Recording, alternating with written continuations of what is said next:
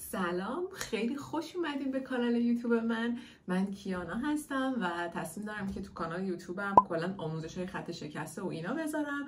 آموزش‌های کوتاه و سعی می‌کنم از کلمه‌ها بذارم توی حالا شورت ویدیوها و برای آموزش‌های بلند دوست دارم که جمله با هم دیگه کار کنیم. حالا از جمله‌های ساده شروع می‌کنیم و همونطور که رفته رفته جلو میریم سعی می‌کنیم یکم لول در واقع درسمون رو کم کم بیشتر کنیم. خب حالا من الان میخوام اولین جمله رو با شما کار کنم. چه چیزایی میخوام کار کنم بچه‌ها؟ هم میخوام شکل کلمات رو بهتون درس بدم، در واقع اگه مبتدی هم هستیم میتونیم با هم دیگه پیش بریم.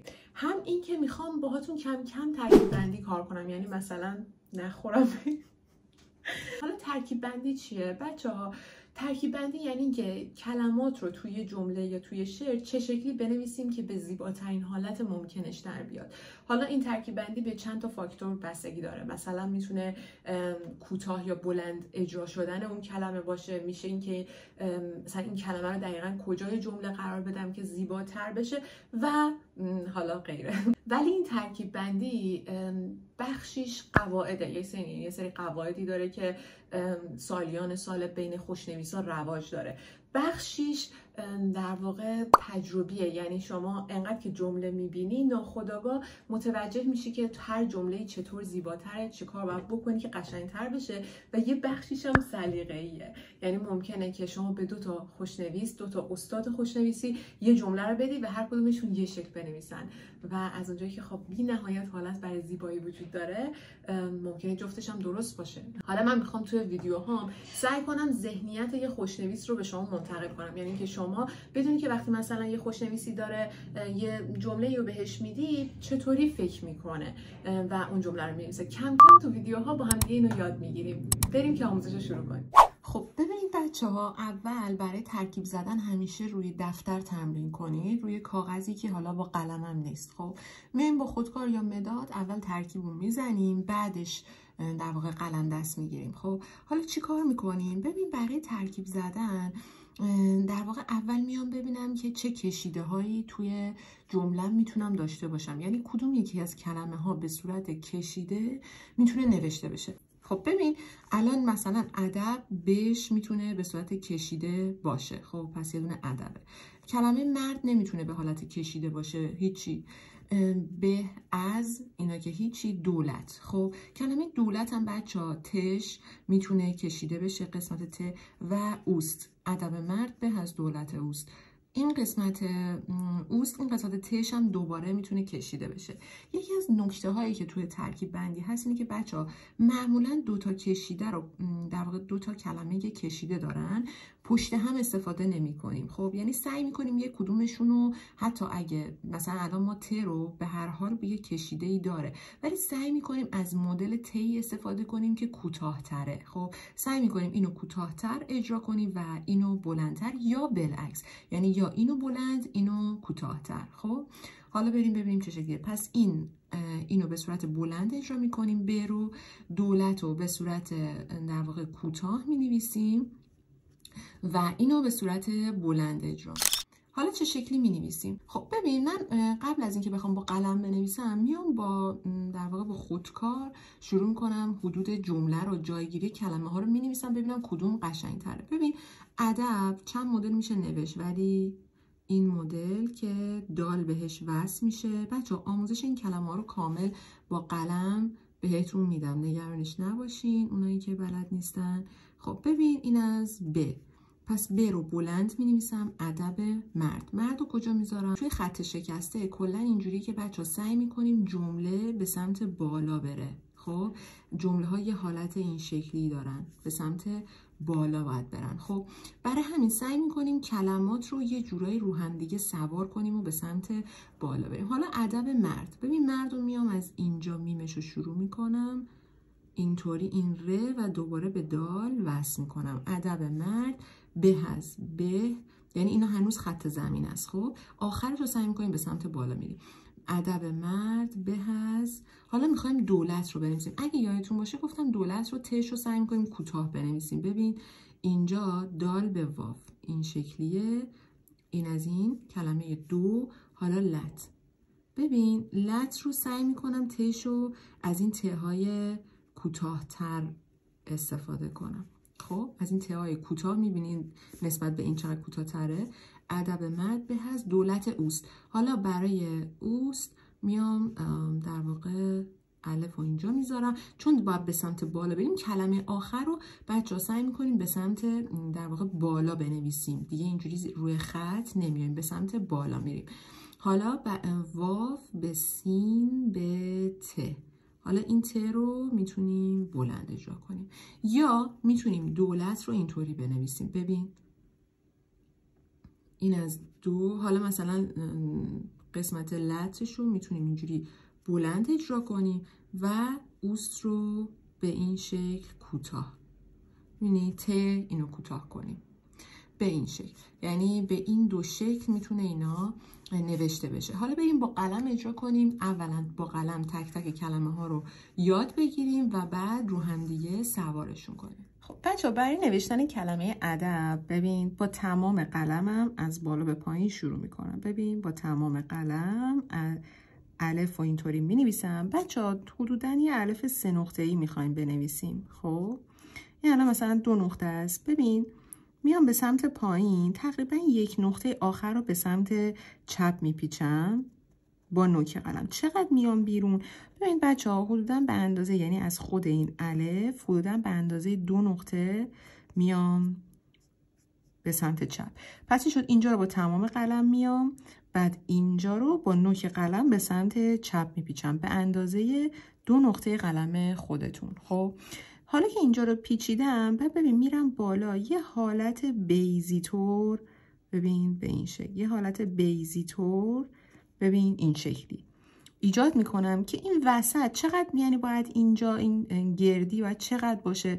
ببین یه جوری که اینجوری وقتی یه دونه قلمم اینجوری گشتم خب یه قطعه قلم توش جا بشه. خب اینطوری. حالا با نوک قلم اینجا رو ببین، با نوک قلم این دنباله دال رو میام به سمت پایین و بیرون.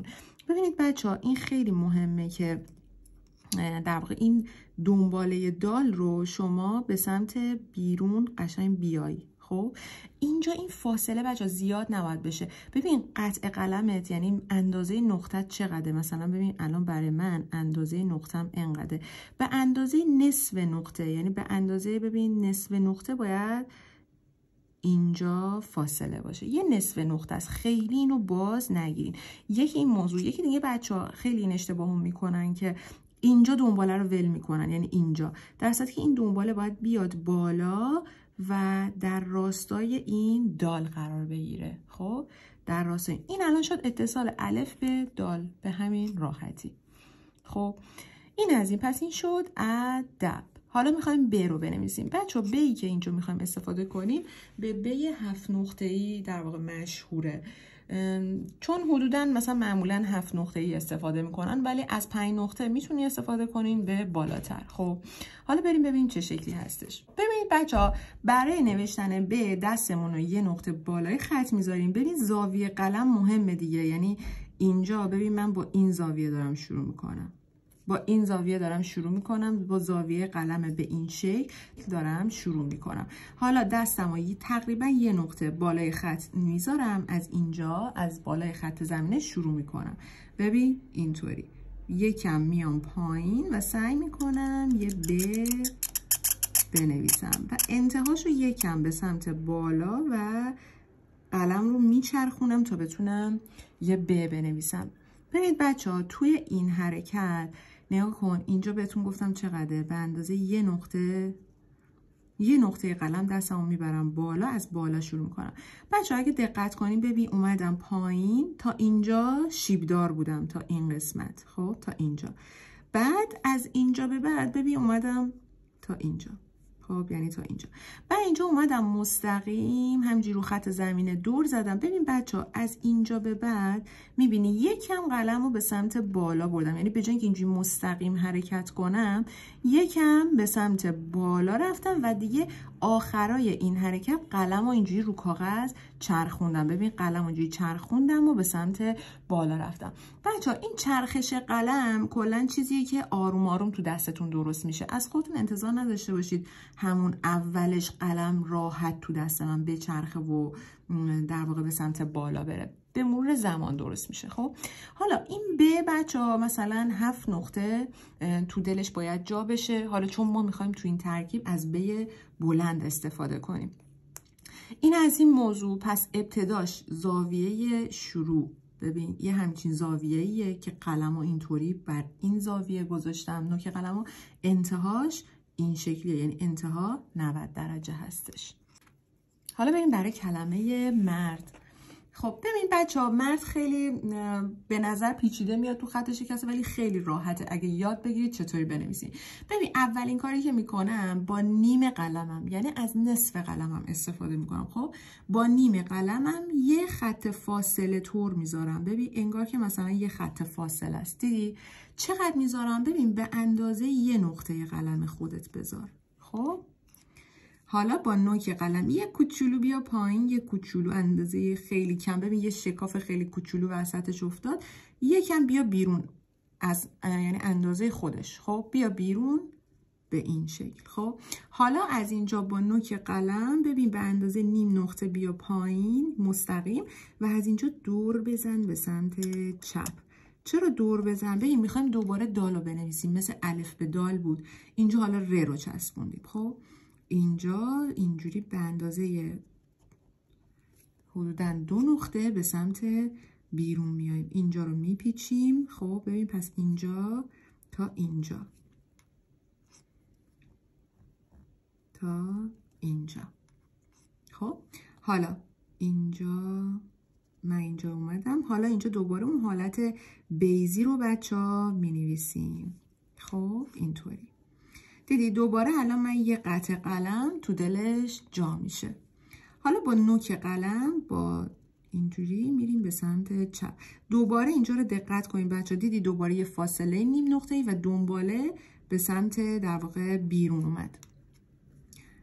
اینطوری، یعنی این دنباله به این خط کج رسید. خب بچه این قسمت، خب این که خودش اندازه یه نقطه قلمه. اینجا یادتونه گفتم یه نیم نقطه بیا پایین، بعدش ر رو بهش وصل کن. این شکلیه. خود این ر هم به اندازه یه نقطه اومد پایین. یعنی اینجایی که اومدیم دور زدیم به اندازه یه نقطه میایم پایین و دور میگیریم.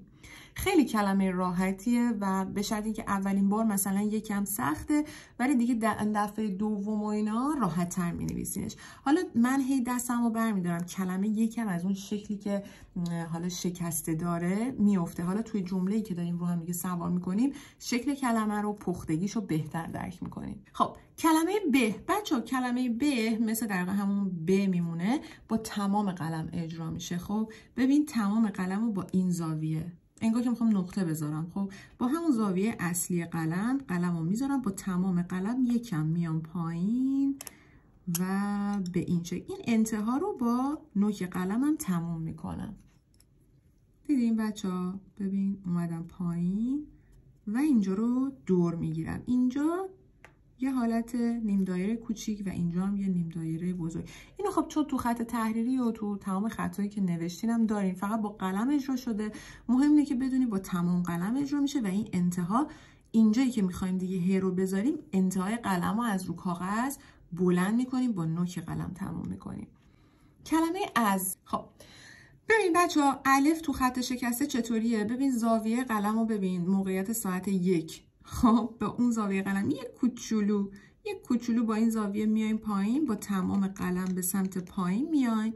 بچه‌ها یه نقطه مونده به آخر، با نوک قلم به سمت چپ میریم. دیدی؟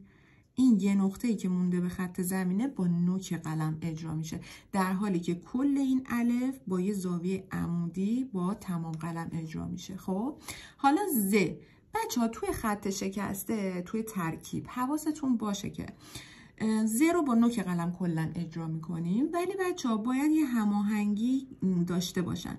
یعنی مثلا وقتی ز میخواد کنار الف قرار بگیره، سعی میکنیم این قسمت هاشون رو با هم دیگه موازی در بیاریم. خب با نوک قلم اینطوری ببینی، با یه حالت موازی، البته به هم چسبیده تر. حالا من میخواستم در واقع ز رو به شما نشون بدم که خیلی به چسبه شکلش رو نمیبینید. یکم چسبیده تر با یه فاصله نیم نقطه‌ای مینویسیم. خب بچه کلمه دولت، بچه ها توی خط شکسته دال و واو میتونن به هم دیگه وصل بشن. خب خیلی هم خوشگلن. ببین از پایین به بالا با نوک قلم. خب ببین با نوک قلم یه حالت منحنی، یه خط صافه ولی یه کم هم انحنا داره، عین کمانه. خب اینطوری میذارم. ببین با نوک قلم اینطوری دور میگیرم. خب ببین اینجا رو دور میگیرم. حالا واو انگار که مثلا فکر کنم میخوای یه و بنویسی، واو تو دلش می‌نویسم. واو با نوک قلمه بچه‌ها دوباره به این صورت. دیگه چه خوشگله. بچه‌ها کل این ترکیب خیلی بلند نباید باشه، به اندازه 2 نقطه قلم خودتون باید باشه ارتفاعش. خب به اندازه 2 نقطه قلم خودتون و حواستون به این موضوع باشه که بچه‌ها جون اینجا اینا توی یه راستا و به صورت کج قرار دارن. واو به سمت پایین و کج نبر که نستعلیقی بشه. خب اینو به سمت کج و پایین میریم. دولت. بچه‌ها حالا میخوایم ل رو به ت بچسبونیم. ل مثل الف دیگه، یه الف مینویسیم 3 نقطه، اندازه 3 نقطه قلم خودت. خب حالا ببین چی کار میکنم. بچه‌ها توی اتصالای این شکلی مشکل دارن به خاطر اینکه یه سری نکته‌های ریزو نمیدونن. ببین معنی الف رو نوشتم، این انتها رو نگاه کن. ببین با نوک قلمم یکم به سمت کج میام، یکم به سمت کج میام. حالا یه دونه حالت هفتی شکل میذارم. خب اگه اینو نیای خوشگل نمیشه. یعنی اگه فقط بخوای الف رو بذاری بعد جداگونه یه شکل نمیدونم اتصال عجیب غریب بهش میدین، چون اصلا اتصالای بچه‌ها قشنگ در نمیاد. دلیلش هم همینه. آقا الف رو نوشتی با نوک قلم آروم یکم نگاه کن. این یه تیکه رو من چه شکلی نوشتم، اینجا رو نگاه کن. یه نیم نقطه یکم به سمت چپ رفتم بعد به سمت بالا. یه حالت هفتی اینجا تو این شکاف داریم. خب حالا میخوایم ب بهش وصل کنیم. ببین ب رو نگاه کن. ب رو دوباره از همینجا با نیم قلمم می‌نویسم. دیگه چه شکلی شد بچه‌ها؟ این ب یه ب نازکیه توی خط شکسته. البته این بدنش اینجا یکم ضخیم‌تره و به این صورت به سمت بالا میره. این بعد نگاه کن بچه‌ها کلا یه حالت انگار که یه حالت کاسه طور داره. اینجا مثلا 1 نقطه تا خط زمین فاصله داره و اینجا نیم نقطه به سمت بالا میره. خب به این شکل کلا از 1 نقطه بالای خط شروع میشه و رو خط زمینه میاد و میره. این قسمت از ب، این قسمت وسط اینجا یکم ضخیم‌تر هستش و انتهاش هم دوباره یکم به سمت بالا میره. پس این دوتا ابتدا نازکن، وسطش در واقع یکم ضخیم‌تره. خب بچه ها این ب رو شما میتونید بین 4 نقطه اینا بنویسین، چون که تو این ترکیب ما میخوایم از یه دونه ب کوتاه استفاده کنیم. خب این از این. پس دولت تموم شد. برای کلمه اوست بچه تو این ترکیب من میخوام از یه الف کوتاه‌تر استفاده کنم که همونطور که دیدین و و س و ت رو این بالا اجرا کنم. خب پس الف کوتاه چه شکلیه؟ ببین هیچی، عین الف عادی مونه فقط کوتاه‌تره. این شکلی می‌نویسیم با تمام قلم. یه الف حدوداً 1 نقطه‌ای 1 و نیم نقطه‌ای می‌نویسیم. خب حالا کلمه اوست خب یه الف داره، بعد واو و سین و ت. ما واو هم میتونیم به سین و ت تو خط شکسته بچسبونیم. چطوری؟ ببین دستمو ببین چجوری بالای خط میبرم. بچه توی این حالتایی که آقا مثلا من چقدر بالای خط زمینه باشم، بچه دستتون میاد مثلا 1-2 بار بنویسی تنظیم میشه. مثلا بگو آقا احتمالا شما مثلا یکم بالاتر میری و بعد با خط زمینه خیلی فاصله داری. کم کم انقدر که تمرین میکنی که دستتو کجا بذاری، دستت میاد ناخودآگاه میفهمی که کجا باید قرار بدی. خب ببین واو مینویسم با نوک قلم. با نوک قلم اینطوری واو ببین با نوک قلم یه واو کوچولو گذاشتم. خب ببین اینجوری یکم به سمت پایین میام. حالا ببین اینجا رو با یه خط با نوک قلم به سمت بالا رفتم. ببین خیلی بیرون نیاها، اندازه خود واو بیا بیرون. خب به سمت بالا رفتم. ببین حالا دوباره با نوک قلم اومدم اینجا دوباره یه خط شیبدار به سمت بالا. این چی شد؟ این شد سین. خب ببین این واو، کل این واو بچه‌ها به اندازه 1 نقطه قلم خودتونه کلش. خب حالا بعد اینجا حدوداً اینم به اندازه 1 نقطه قلممونه. خب بچه حالا دوباره میخوایم از همین ب بلند که نوشتیم از همونا بنویسیم به عنوان ت.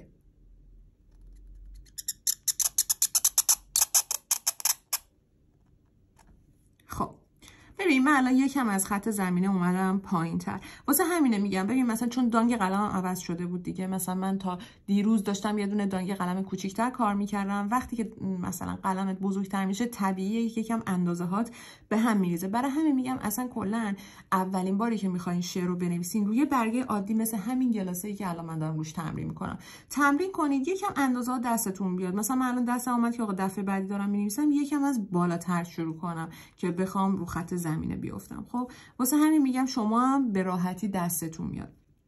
خب دیدین بچه ها، پس من اینجا رو به صورت هفتی شکل اجرا کردم و ت رو بهش چسبوندم. بچه ها این ت همون قواعد رو داره ها، ببین همون قواعد در واقع اون ب بلندی که با هم نوشتیم. فقط بچه ها نگاه کن این فاصلش تا خط زمینه به اندازه 1.5 نقطه است. چرا؟ به خاطر اینکه کلا ب های بلند رو یکم از بالاتر شروع میکنیم که فرصت داشته باشیم این قسمت شیب و سطح و دوباره به سمت بالا رو انجام بدیم. اگه از یه نقطه بالای خط شروع کنین احتمالاً اینو کوتاه اجرا میکنین، چون اگه بخوایم بلند اجرا بکنین از ریخت خارج میشه، اصلا اون حالت زیباییش رو نداره. حالا اینا رو که یاد گرفتیم شما هم برای خودتون بنویسین، یه چند بار بنویسین. حالا بعدش میخوایم بریم با همدیگه اینا رو توی یه دونه جمله رو همدیگه سوارشون کنیم. خب بریم که بنویسیم روی کاغذ همه اینا رو. خب ببین بچه ها دوباره الف رو مینویسم، از اینجا یه الف مینویسم مستقیم، یه نقطه مونده به خط زمینه به سمت چپ میپیچیم. اگه یادتون باشه گفتم 2 نقطه میایم، حالا اینجا یه حالت در واقع یه بیزی طوره و این قسمت رو به این شکل اجرا میکنیم. حالا ب رو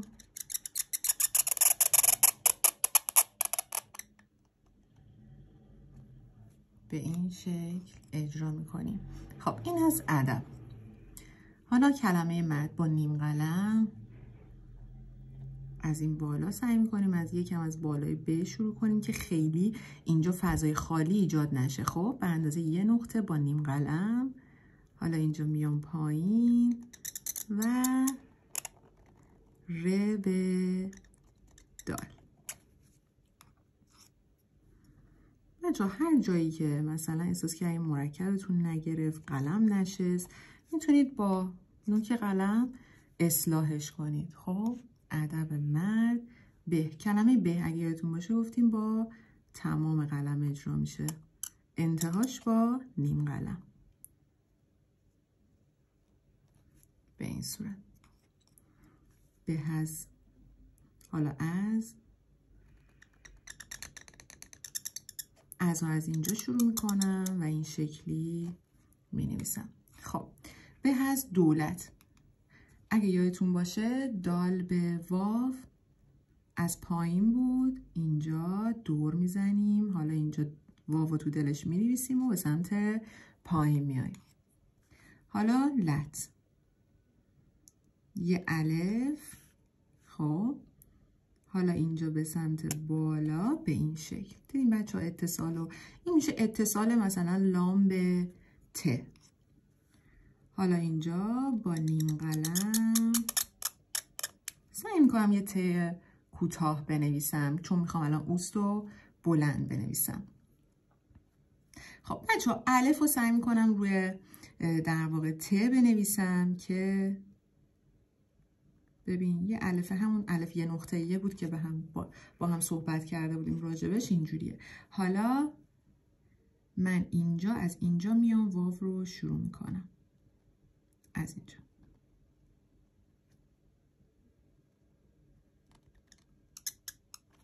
به این صورت و حالا اینجا میخوام یه ت در واقع بلند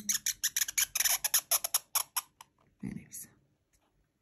خب بچه یه موقع‌هایی ممکنه میگم اینجوری من میخواستم دستم نکشه روی این و تمام قلمم انگار نتونستم روی خط نگه دارم. میتونید اینجوری با نوک قلم اینایی که این شکلی شده رو اصلاح کنیم. فقط حواستون باشه مرکب خیلی بر ندارین که اینجا یهو مرکب بریزه. به این صورت بهتره که وایسین این خوش بشه تا راحت بتونید دستتون رو بذارید اینجا، ولی خب الان تو ویدیوه فرصت نیست. خب ببینید بچه‌ها، به این شکل می‌بینید کلمه ها در واقع رو هم سوار شدن و به سمت بالا رفتن. یعنی اینجوری صاف بوده بعد به سمت بالا رفته و کلا ترکیب های خط شکسته میل به بالا دارن و سعی می‌کنیم آخرین کلمه ها رو این شکلی به سمت بالا ببریم. حالا نقطه ها رو می‌ذاریم.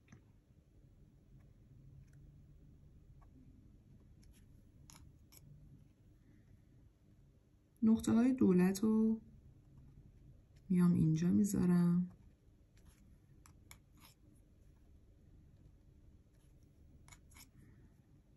کلمه ب، اینم از کلمه ادب.